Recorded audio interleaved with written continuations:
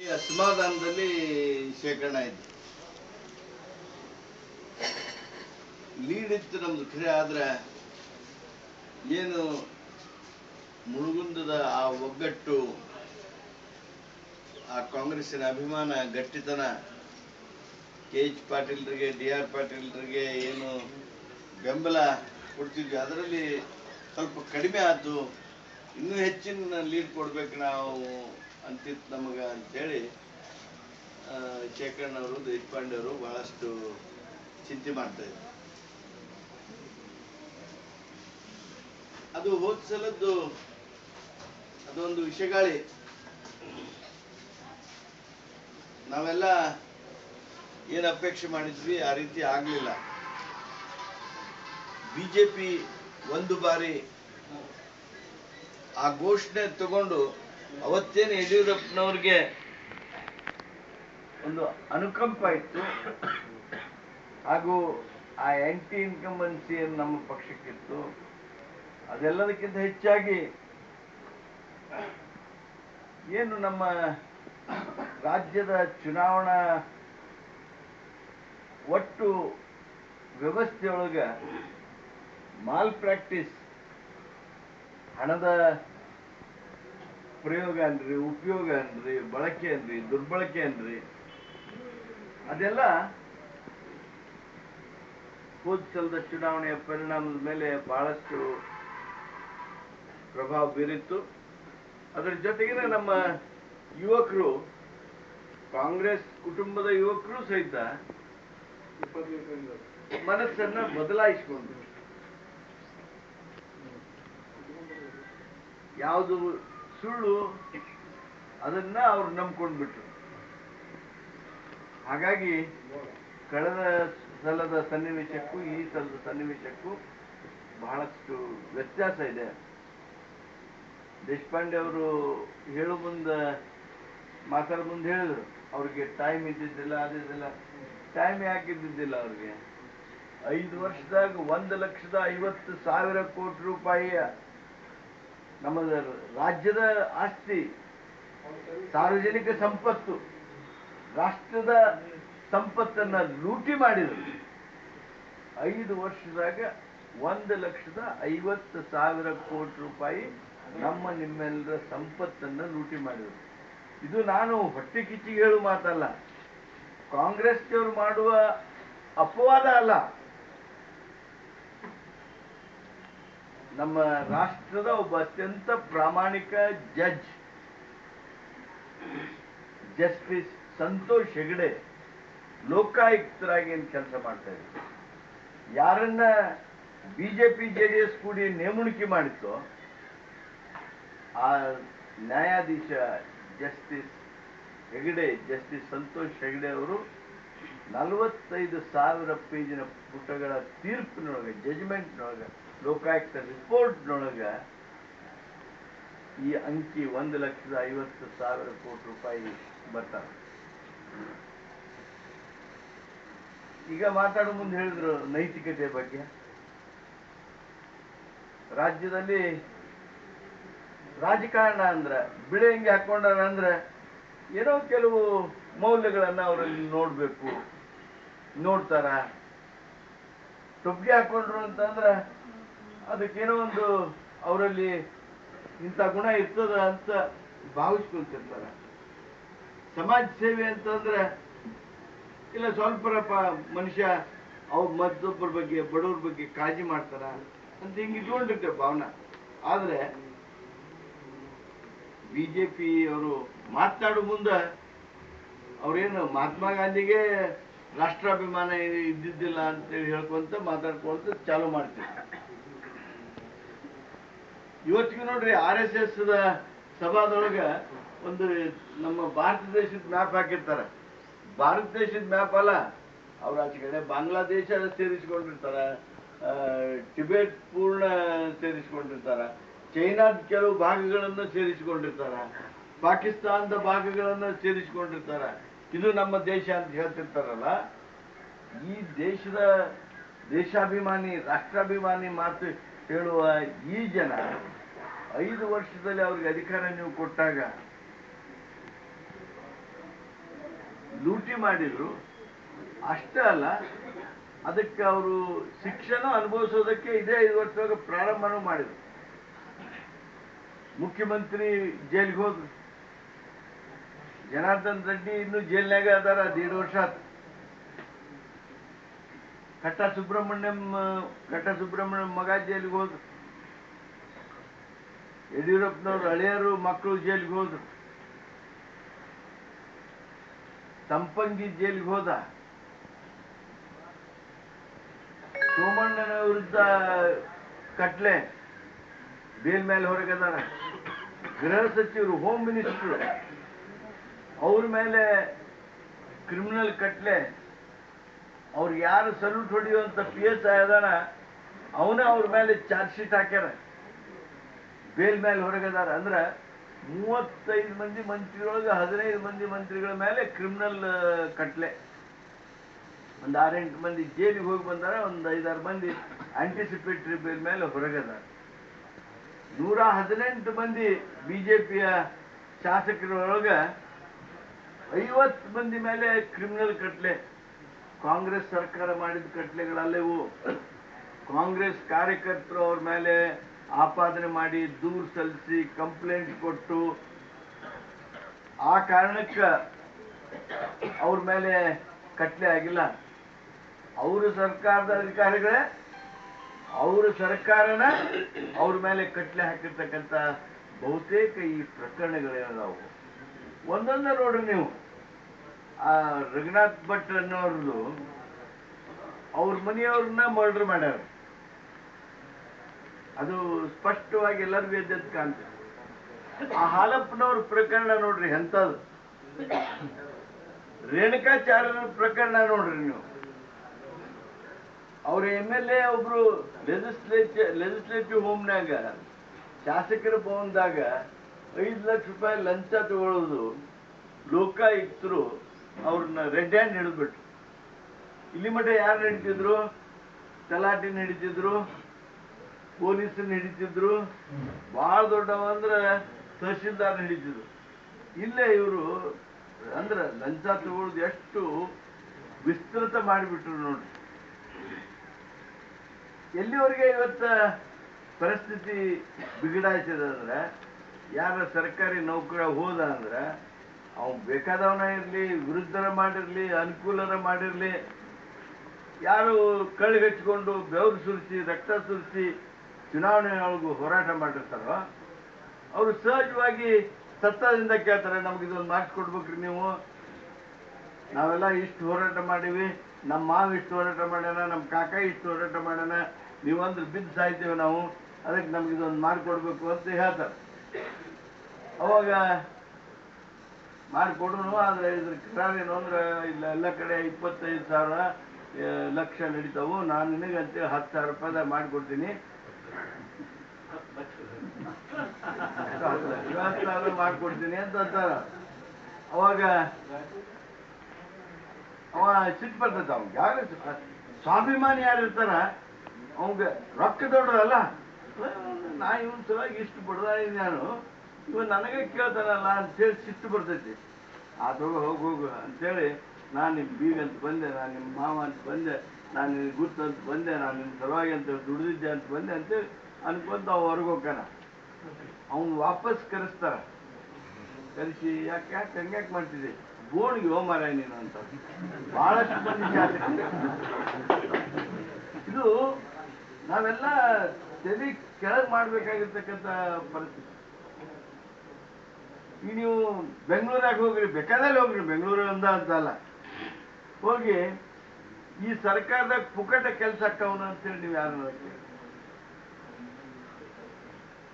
ಯಾವ ಮಟ್ಟಕ್ಕೆ ಚೆಕ್ ಮೇಲೆ ಲಂಚ ತಗೋತೀರಿ, DD ಮೇಲೆ ಲಂಚ ತಗೋತೀರಿ? ವಿಧಾನಸಭೆಯೊಳಗ ನೀವು ಜನರ ಬಗ್ಗೆ ಏನ್ ಕಳಕಳಿ ಐತಿ ಅಂತ ಹೇಳಿ ತೋರಿಸ್ಬಿಟ್ರಿ. ನೀವು ಯಾವುದನ್ನ ನೋಡಬಾರ್ದು ಅವನ್ನ ವಿಧಾನಸೌಧದೊಳಗ ಗುಡಿಯಾಗ ಕೂತ್ಕೊಂಡು, ಮಸೂದೆ ಕೂತ್ಕೊಂಡು, ಚರ್ಚಿನ ಕೂತ್ಕೊಂಡು ನೋಡುವುದ ದುರ್ದೈವದ ಸನ್ನಿವೇಶ. ಸುಳ್ಳು ಮೋಸಕ್ಕಂತೂ ಏನೂ ಇದೆ. ಹೋಗ್ ಚುನಾವಣೆ ಒಳಗೆ ನೋಡ್ರಿ, ಅವರು ಯುವಕರು ಎಲ್ಲರ ಕಂಡ್ರು ಅಂದ್ರೆ ಸಾಕು ಅವ್ರ ಕಡೆ ಯಡಿಯೂರಪ್ಪನವ್ರ ಕೈ ಮಾಡ್ತಿದ್ರು, ಜಗದೀಶ್ ಶೆಟ್ಟರ್ ಕೈ ಮಾಡ್ತಿದ್ರು, ಸದಾನಂದ ಗೌಡ್ರ ಕೈ ಮಾಡ್ತಿದ್ರು. ಈಶ್ವರಪ್ಪ ಅಂತೂ ಯುವಕರೇ ನಾ ಹೇಳಿದ್ರೆ ಕೇಳ್ರಿ, ನಮ್ಮ ಸರ್ಕಾರ ಬಂತು ಅಂದ್ರೆ ನಿಮಗೆ 2 ತಿಂಗಳದಾಗ 1500 ರೂಪಾಯಿ ಪ್ರತಿ ತಿಂಗಳ ನಿರುದ್ಯೋಗ ಭತ್ಯೆ ಕೊಡ್ತೇವಿ. ಏನ್ ತಳ ಇಲ್ಲ ಬುಡ ಇಲ್ಲ. ಆ ಸರ್ಕಾರದ ಆರ್ಥಿಕ ಪರಿಸ್ಥಿತಿ ಏನಿರ್ತೈತಿ, ಟ್ರೆಜರಾಗಿ ಏನಿರ್ತೈತಿ, ಏನು ಲೆಕ್ಕ ಹೇಳ್ಬಿಟ್ರು. ಒಬ್ಬರಿಗಾರ ಯುವಕರಿಗೆ ಆ ಒಂದು ನಿರುದ್ಯೋಗ ಭತ್ಯೆ ಕೊಟ್ಟರ ನೋಡ್ರಿ ನೀವು. ಒಂದ್ ಕಡೆ ಬೇಡ, ನಮ್ ಗದಿನೇ ಬೇಡ, ಎಚ್ ಕೆ ಪಾಟೀಲ್ ಉಳಿದ ಬಿಟ್ಟು ಬಿಡ್ಲ. ಅವ್ರು ಶಿಕಾರಿಪುರದಾಗ ಕೊಟ್ರ, ಹುಬ್ಬಳ್ಳಿ ಒಳಗೆ ಕೊಟ್ರ, ಮಂಗಳೂರೊಳಗೆ ಕೊಟ್ರ, ಶಿವಮೊಗ್ಗದೊಳಗೆ ನಿರುದ್ಯೋಗ ಭತ್ಯೆ ಕೊಟ್ರ. ನೀವೆಲ್ಲರೂ ಬಹಳಷ್ಟು ಗಂಭೀರವಾಗಿ ಗಮನಿಸಿರಿ.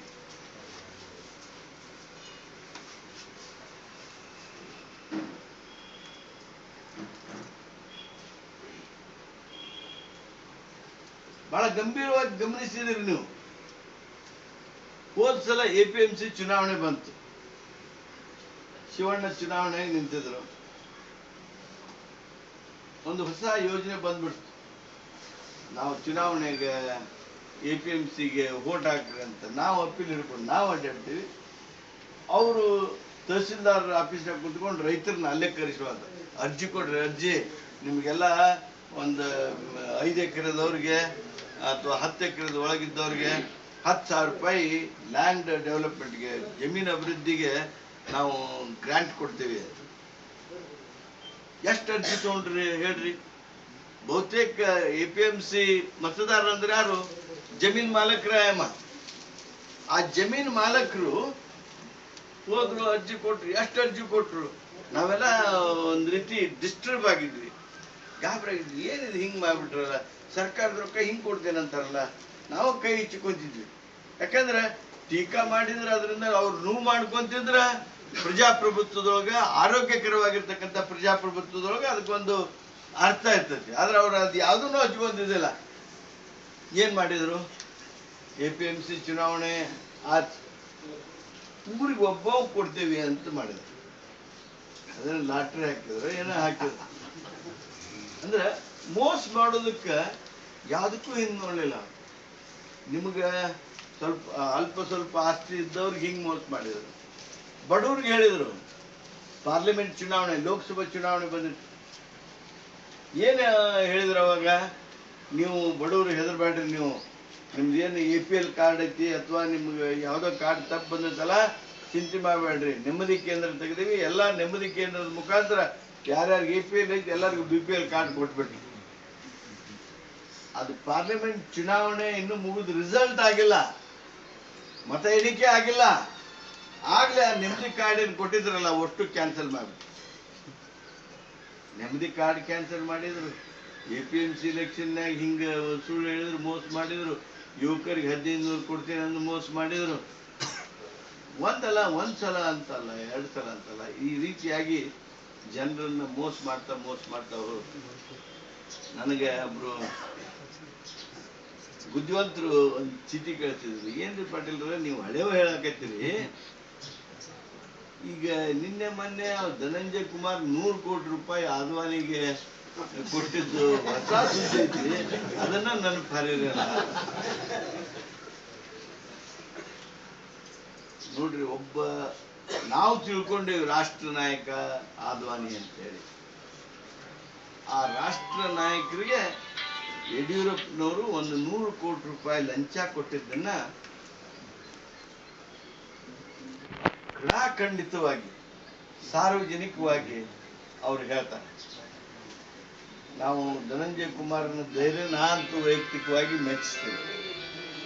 ಆದ್ರೆ ನಮ್ಮ ಜಗದೀಶ್ ಶೆಟ್ಟರ್ ಏನ್ ಮಾಡ್ಬೇಕು? ಅದಕ್ಕೆ ನಾನ ಕೂನ್ ಮಾಡೀನಿ ಅಂತ ಅವ ಹೇಳ್ದ ಅಂದ್ರ ಅವ್ ಬೇಕಾಗ್ಲಿ ಬೇಡಾಗ್ಲಿ ಅವ PSI ಏನ್ ಮಾಡ್ಬೇಕು? ಅವ್ನು ಹಿಡ್ಕೊಂಡು ಹೋಗಿ ಸದ್ಯಕ್ಕಂತೂ ಒಳಗೆ ಹಾಕ್ಬೇಕು.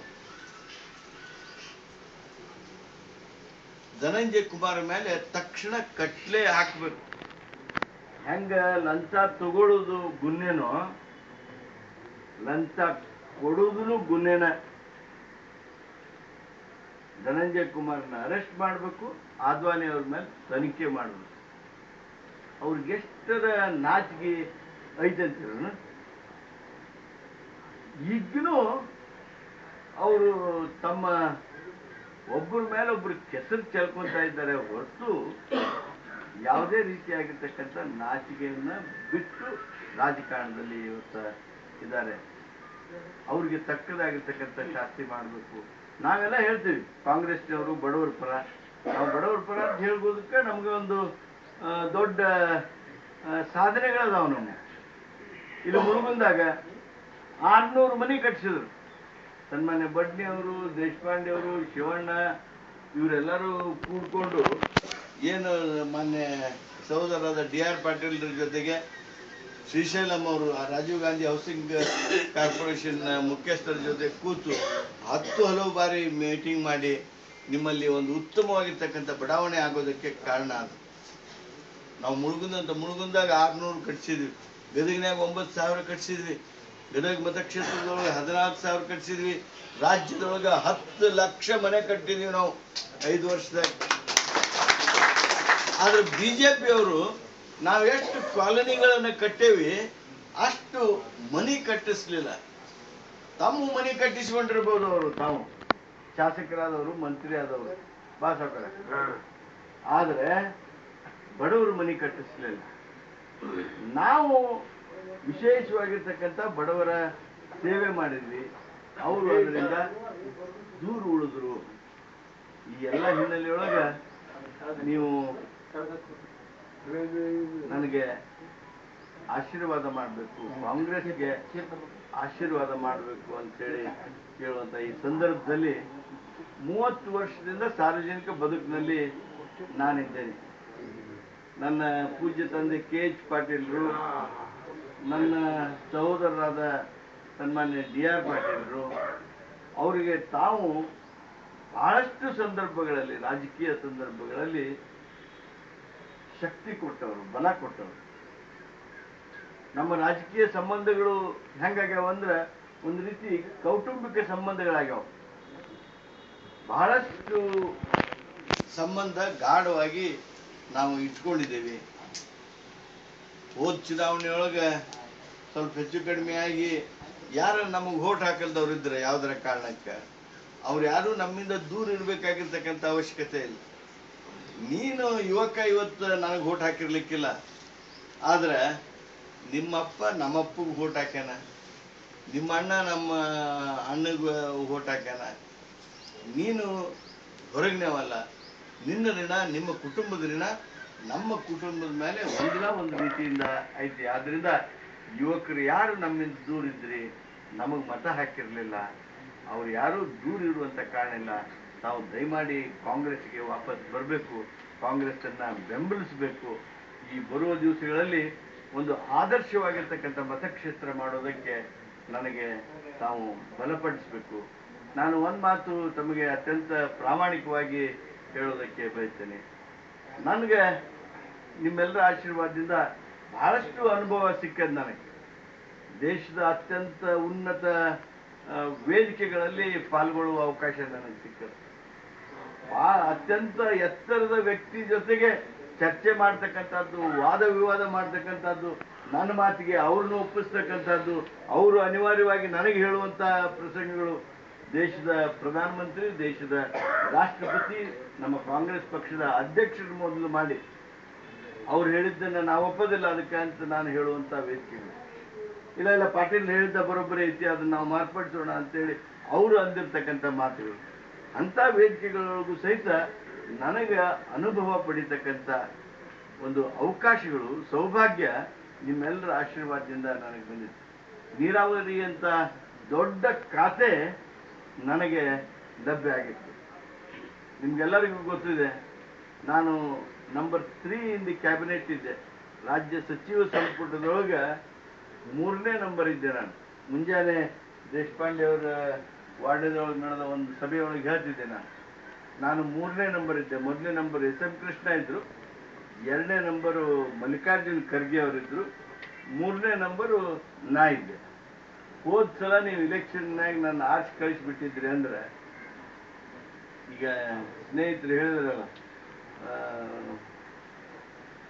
6,000ಕ್ಕೂ ಹೆಚ್ಚು ಲೀಡು ಹಿಂದಕ್ಕೆ ಕೊಟ್ಟಿದ್ವಿ. ಶಿವಣ್ಣ ಹೇಳಿದ್ರು ಹಂಗ ವಾತ್ಸಲನ ನೀವು 6,000 ಲೀಡ್ ಕೊಟ್ಬಿಟ್ಟಿದ್ರಿ ಅಂದ್ರೆ ನಾನು ಸೋಲು ಪ್ರಶ್ನೆ ಬರ್ತಿದ್ದಿಲ್ಲ, 1,000-2,000 ಆಚೆ ಬಂದ್ಬಿಟ್ಟಿರ್ತಿದ್ದೆ. ಅವಾಗ ನಾನು 3ನೇ ಸ್ಥಾನದಿಂದ 1ನೇ ಸ್ಥಾನಕ್ಕೆ ಒಮ್ಮಕ್ಕಳು ಹೋಗಿದ್ನೋ ಇಲ್ಲೋ, ಅದೆಲ್ಲ ದೇವರ ಆಶೀರ್ವಾದ, ಜನರ ಆಶೀರ್ವಾದ, ಪಕ್ಷದ ಆಶೀರ್ವಾದ. 2ನೇ ಸ್ಥಾನಕ್ಕೆ ಹೋಗಿದ್ದೆ. ಈಗ ಒಂದು 3-4 ವರ್ಷ ಆಗೋಳಗ ನಾನು ಈಗ ಹೆಂಗಿದ್ದೆ ಹಂಗ ಉಳ್ಕೊಂಡಿದ್ದೆ ಅಂದ್ರೆ ನನಗೆ 1ನೇ ಸ್ಥಾನಕ್ಕೆ ಸಮೀಪ ಬಂದಿರ್ತಿದ್ದೆ ನಾನು. ಆದ್ರೆ ತಮಗ್ ಗೊತ್ತಿದ್ದಂಗ ನಾನು ಸೋಲನ್ನು ಅನುಭವಿಸ್ಬೇಕಾಯ್ತು. ನನ್ನ ಪರಿಸ್ಥಿತಿ ಹೆಂಗಾಯ್ತು ಅಂದ್ರೆ ಈ ಚಿತ್ರಪಟ ಆಡೋ ಮುಂದ ಇನ್ನೆರಡು ಸಾಲು ಹೋದ್ರ ಕೊನೆ ಪಾಜಗಟ್ಟಿ ಮುಟ್ತೀವಿ ಅಂತ ಇರ್ತದಲ್ಲ, ಅಷ್ಟ್ರೊಳಗ ಅಲ್ಲಿ ಒಂದು ಹಾವು ಕಡಿದು ಬಿಡ್ತೈತಿ. ಹಾವು ಕಡಿದು ಕೂಡ ಸೀದಾ ಅಲ್ಲಿ ಕೆಳಗಿನ ಲೈನ್ ಮಟ್ಟ ಅದ್ರ ಬಾಲದ ಮಟ್ಟ ಬರ್ಬೇಕು. ಹಂಗ ನಾ ಆ ಬಾಲದ ಮಟ್ಟ ಬಂದು ಕೆಳಗಿನ ಲೈನ್ ಈಗ ನಿಂತೇನೆ. ನೀವು ಅಕಸ್ಮಾತು ನನಗೆ ಈ ಚುನಾವಣೆಯೊಳಗ ಎಷ್ಟು ಶಕ್ತಿ ಕೊಡ್ಬೇಕಲ್ಲ, ಆ ಚಿತ್ರಪಟದಾಗ ಇರ್ತಾವ ನೋಡ್ರಿ, ಒಂದು ದೊಡ್ಡ ನಿಚ್ಚಣಿಕೆ ಬರ್ತೈತ, ಆ ನಿಚ್ಚಣಿಕೆ ಏರುವಂಗ ನನಗೆ ಬೆಂಬಲ ಮಾಡಿದ್ರಿ ಅಂದ್ರೆ ಮತ್ತೆ 1ನೇ ಸಾಲಿಗೆ ಹೋಗ್ತೀನಿ.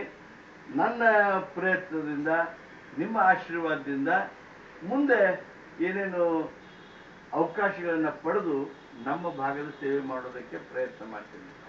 ನಾನು ಒಂದು ಮಾತು ನಿಮ್ಗೆಲ್ಲ ಗೌರವ ತರುವಂತ ಕೆಲಸ ಮಾಡಿದ್ದೀನಿ. ಗದಗ ಮತಕ್ಷೇತ್ರದವ್ರಿಗೆ, ಗದಗ ಪ್ರದೇಶದವ್ರಿಗೆ, ಗದಗ ಜಿಲ್ಲೆಯವ್ರಿಗೆ, ಕೇವಲ ನಮ್ಮ ತಾಲೂಕ್ನಾಗ ಅಲ್ಲ, ನಮ್ಮ ತಾಲೂಕ್ನಾಗ ನೀವು ನಮ್ಮ ಗೌಡ್ರ ಮಗ ಅಂತೇಳಿ ಅಭಿಮಾನ ಪ್ರೀತಿಯಿಂದ ಅಪ್ಕೊಂತೀರಿ. ಆದ್ರೆ ಉಳಿದ ಕಡೆ ನಾವ್ ಏನ್ ಚಲೋ ಕೆಲಸ ಮಾಡ್ತೀವಿ ಅದನ್ನ ನೋಡಿ ಇಲ್ಲ ಬೇಷ್ ಅಂತಾರ, ಇಲ್ಲ ಅದು ಹಂಗ್ ಮಾಡ್ಬೇಕಾಗಿತ್ತು ಹಿಂಗ್ ಮಾಡ್ಬೇಕಾಗಿತ್ತು ಅಂತಾರೆ.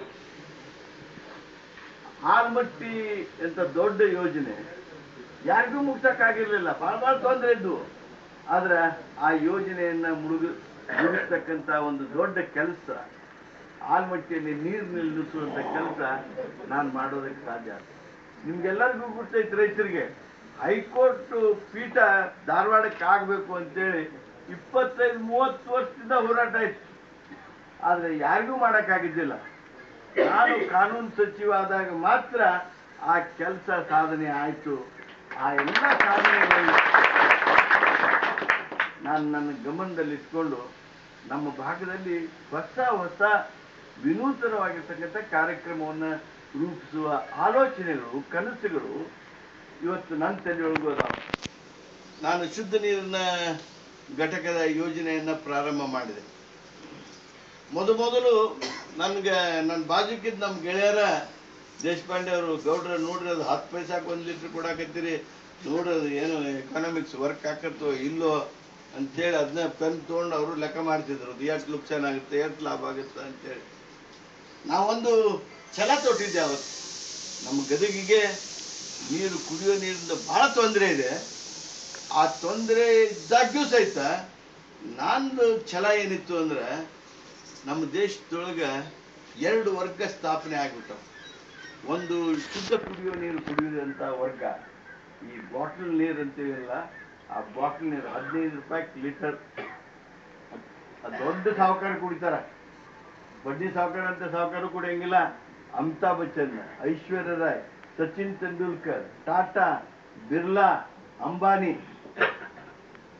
ಅಧಿಕಾರದಲ್ಲಿರ್ತಕ್ಕಂಥವ್ರು, ತಹಶೀಲ್ದಾರರು, ಡೆಪ್ಟಿ ಕಮಿಷನರ್, MLA, ಮಂತ್ರಿ, ಮುಖ್ಯಮಂತ್ರಿ, ಪ್ರಧಾನ ಮಂತ್ರಿ, ಈ ವರ್ಗ ಏನೈತಲ್ಲ ಇದು ಒಂದು ವರ್ಗ. ಇನ್ನೊಂದು ವರ್ಗ ನಾವು ನೀವು, ಇಲ್ಲ ಹಳ್ಳದ ನೀರು, ಇಲ್ಲ ಫ್ಲೋರೈಡ್ ಇದ್ದ ಬೋರ್ವೆಲ್ ನೀರು, ಇಲ್ಲ ಸರ್ವಿನ್ ನೀರು, ಈ ಕಚ್ಚಾ ನೀರು ಕುಡಿಯುವಂತ ನಮ್ಮ ವರ್ಗ. ಈ 2 ವರ್ಗ ಆಗ್ಬಿಟ್ಟವು. ಯಾರು ಈ 2 ವರ್ಗ ಆಗ್ಯಾವು, ಏನ್ರಿ ಕುಡಿಯೋ ನೀರಿನೊಳಗೆ ಸಮಾನತೆ ಇಲ್ಲಲ್ಲ ಅಂತೇಳಿ ಚರ್ಚಾ ಸಹಿತ ನಮ್ಮ ದೇಶದ ಪಾರ್ಲಿಮೆಂಟ್ನೊಳಗೆ ಆಗ್ಲಿಲ್ಲ, ನಮ್ಮ ದೇಶದ ಪ್ಲಾನಿಂಗ್ ಕಮಿಷನ್ ಒಳಗೆ ಆಗ್ಲಿಲ್ಲ, ಜಗತ್ತಿನಲ್ಲಿ ಇರ್ತಕ್ಕಂಥ ದೊಡ್ಡ ಸಂಸ್ಥೆಗಳಾದಂತ UN ಆಗ್ಲಿ ಯುನಿಸೆಫ್ ಆಗ್ಲಿ ಅಂತ ಸಂಸ್ಥೆಗಳಿಗೂ ಈ ಚರ್ಚೆ ಆಗ್ಲಿಲ್ಲ. ಬಡವರಿಗೆ ಶುದ್ಧ ನೀರು ಕೊಟ್ರೆ ಅವರ ಆರೋಗ್ಯ 170% ಸುಧಾರಣೆ ಆಗ್ತದಂತ ಹೇಳಿ ವೈದ್ಯರಿಗೆ ಗೊತ್ತಿದ್ರು ಸಹಿತ ಯಾರು ಮಾತಾಡಲಿಲ್ಲ. ಆದ್ರೆ ನಾವು ಛಲ ತೊಟ್ಟು ನಮ್ಮ ಭಾಗದ ಕಟ್ಟ ಕಡೆ ಮನುಷ್ಯನಿಗೆ, ಶ್ರೀಸಾಮಾನ್ಯನಿಗೆ ಶುದ್ಧ ಕುಡಿಯುವ ನೀರು ದೊರಕುವಂತ ಯೋಜನೆಯನ್ನ ಹಾಕಬೇಕು, ಅದನ್ನು ಸಾಕಾರಗೊಳಿಸಬೇಕು. ನಮ್ಮ ದೇಶದ ಪ್ರಧಾನ ಮಂತ್ರಿ ಕುಡಿತಕ್ಕಂಥ ಗುಣಮಟ್ಟದ ನೀರು ನಮ್ಮ ದೇಶದ ಬಡ ರೈತರಿಗೆ ಮುಟ್ಟಬೇಕು ಅಂತ ಹೇಳಿ ನಾವು ಆ ಛಲದಿಂದ ಕೆಲಸ ಮಾಡಿದ್ವಿ. ಇವತ್ತು ಯಶಸ್ವಿ ಆದ್ವಿ. ಎಲ್ಲರ ಕಣ್ಣು ಅದ್ರ ಕಡೆನ, ಸೋನಿಯಾ ಗಾಂಧಿ ಕಣ್ಣು ಅದ್ರ ಕಡೆನ, ಮನಮೋಹನ್ ಸಿಂಗ್ನ ಕಣ್ಣು ಅದ್ರ ಕಡೆನ. ಈಗ ಕೇಂದ್ರ ಸರ್ಕಾರ ನಮ್ಮ ಮಾದರಿಯ ಘಟಕಗಳನ್ನ ಮಾಡ್ತೀವಿ ಅಂತೇಳಿ 1400 ಕೋಟಿ ರೂಪಾಯಿಯನ್ನ 20,000 ಘಟಕ ಸ್ಥಾಪನೆ ಮಾಡೋದಕ್ಕೆ ತೆಗೆದಿಟ್ಟು ರಾಷ್ಟ್ರೀಯ ಯೋಜನೆಯನ್ನ ಮಾಡಿದರು. ಅಂದ್ರೆ ಈ ರೀತಿ ಹೊಸ ಹೊಸ ಆಲೋಚನೆಯ ಮೂಲಕ ನಮ್ಮ ಭಾಗದ ಜನರ ಬದುಕಿನ ಗುಣಮಟ್ಟವನ್ನ ಎತ್ತರಿಸಬೇಕು ಅಂತೇಳಿ ಪ್ರಯತ್ನ ಮಾಡ್ತಾ ಇದ್ದೇವೆ. ಬಹಳ ಜನ ತಾವು ರೈತರಿದ್ದೀರಿ. ಸಿಂಗ್ಟಾಲೂರು ಯೋಜನೆಯ ಮುಖಾಂತರ ಗದಗ ತಾಲೂಕಿನ ಬಹಳಷ್ಟು ಭಾಗವನ್ನ ನಾವು ನೀರಾವರಿಗೆ ಒಳಪಡಿಸ್ತಾ ಇದ್ದೀವಿ. 70,000 ಎಕರೆ ಭೂಮಿ ಗದಗ ತಾಲೂಕಿಂದು ನೀರಾವರಿಗೆ ಒಳಪಡ್ತದೆ. ಈ ಕುತ್ಕೋಟಿ ಸಮೀಪ ನೀರು ಬರ್ತದೆ. ಅಂದ್ರೆ ಈ ಹೊಸ ಯೋಚನೆ ಮೂಲಕ ತುಂಗಭದ್ರಾ ನೀರು ನೋಡ್ರಿ, ನಿಮ್ಮೂರಿಗೆ ಕುಡಿಯೋ ನೀರು ತುಂಗಭದ್ರಾದಿಂದ ಬರ್ತದಂದ್ರ ಎಲ್ಲೈತಿ ತುಂಗಭದ್ರಾ? ಮುಳುಗುಂದ ಎಲ್ಲೈತಿ? ಹಿಂದ್ KH ಪಾಟೀಲ್ ತುಂಗಾಪಾನ ಮಾಡಿಸ್ತೀನಿ ಗದಿಗೆ ಅಂತಂದಾಗ ಯಾರೋ ಅದನ್ನ ನಂಬೋದಕ್ಕೂ ಸಹಿತ ಕಠಿಣ. 70 ಕಿಲೋಮೀಟರ್ ದೂರಿಂದ ನೀರು ಹೆಂಗ್ ಬರ್ತೀರಿ ಅದು. ಆದ್ರೆ ಇವತ್ತು ಆ ಕುಡಿಯೋ ನೀರು ಬಂತು, ತುಂಗಭದ್ರಾದಿಂದ ನೀರಾವರಿ ಸಹಿತ ಬಂತು. ಇನ್ನ ವರ್ಷ 70 ಭಾಳ ಅಂದ್ರೆ 2 ಪೀಕ್ ನಾವು ಮಳೆ ಮೇಲೆ ಅವಲಂಬಿತ, 3ನೇ ಪೀಕ್ ನಾವು ನೀರಾವರಿ ಪೀಕ್ ಅನ್ನ ತಗೊಳ್ತೇವೆ ಅನ್ನುವಂತ ಆ ಒಂದು ಅತ್ಯಂತ ಅಭಿಮಾನದ ಸಂಗತಿಯನ್ನ ತಮ್ಮ ಗಮನಕ್ಕೆ ತರೋದಕ್ಕೆ ಬಯಸ್ತೇನೆ. ಬಂಧುಗಳೇ, ಇಂಥ ಕೆಲಸ ಮಾಡೋದ್ರಲ್ಲಿ ನಾನು ಪ್ರಯತ್ನ ಪಟ್ಟಿದ್ದೇನೆ. ಇಂಥ ಕೆಲಸಗಳನ್ನು ಮಾಡಬೇಕು, ನಿಮ್ಮ ಸೇವೆಯನ್ನ ಮಾಡಬೇಕು, ನಮ್ಮ ಪ್ರದೇಶವನ್ನ ಆದರ್ಶ ಸ್ಥಳ ಅಂತೇಳಿ ಮಾಡಬೇಕು ಅಂತೇಳಿ ಪ್ರಯತ್ನ ಮಾಡ್ತಾ ಇದ್ದೀನಿ. ಆ ಪ್ರಯತ್ನಕ್ಕೆ, ಆ ರೀತಿಯ ಆಲೋಚನೆಗಳಿಗೆ ಇಂಬು ಕೊಡುವ ಹಾಗೆ ನನಗೆ ತಾವು ಆಶೀರ್ವಾದ ಮಾಡಿದ್ರಿ ಅಂದ್ರೆ, ನಮ್ಮ ಪಕ್ಷಕ್ಕೆ ತಾವು ಬಲ ಕೊಟ್ರಿ ಅಂತಂದ್ರೆ, ನಾನು ನಿಮ್ಮೆಲ್ಲರಿಗೆ ಆ ಸೇವೆಯನ್ನ, ನೀವೇನು ರಾಜಕೀಯ ಅಧಿಕಾರ ಕೊಡ್ತೀರಿ ನನಗೆ, ಅದ್ರ ಶಾಸಕ ಆಗಿದ್ದೆ ಅಂದ್ರೆ ಶಾಸಕನಾಗಿ ಅದರಿಂದ ಇನ್ನೂ 40-50 ಸಾವಿರ ಲೀಡ್ ಮಾಡಿ ಕಳಿಸಿದ್ರೆ ಅಂದ್ರೆ ಹಿಂದೆ ಸೋತಿದ್ದು ಸಹಿತ ನೆನಪಾಗಲ್ದಂಗೆ ನಮ್ಮ ಪಾರ್ಟಿಯವರು ಯಾವ ಸ್ಥಾನದಲ್ಲಿ ನಾವಿದ್ವಿ ಆ ಸ್ಥಾನ ಕೊಟ್ಟರು ಅಂತಂದ್ರೆ, ಆ ಸ್ಥಾನಗಳಿಂದ ಬಂದಿರತಕ್ಕಂಥ ರಾಜಕೀಯ ಅಧಿಕಾರವನ್ನ ಉಪಯೋಗ ಮಾಡಿ, ಆ ಅಸ್ತ್ರ ಉಪಯೋಗ ಮಾಡಿ ತಮ್ಮ ಸೇವೆ ಮಾಡೋದಕ್ಕೆ ತಾವು ಅನುಕೂಲ ಮಾಡಿಕೊಡ್ಬೇಕು. ಈ ಭಾಗದಲ್ಲಿ ಬಹಳಷ್ಟು ಕೆಲಸ